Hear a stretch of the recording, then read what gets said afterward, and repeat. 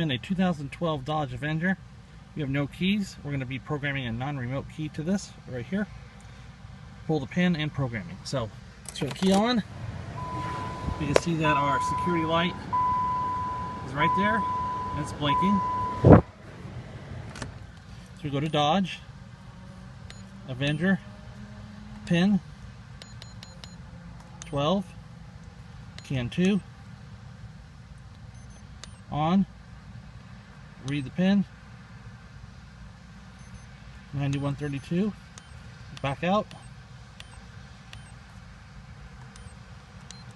key coding,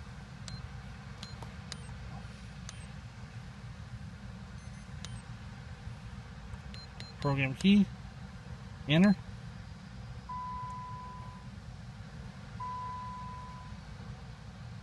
and that's it. We're done. We'll go ahead and unplug from the OBD2 port down here.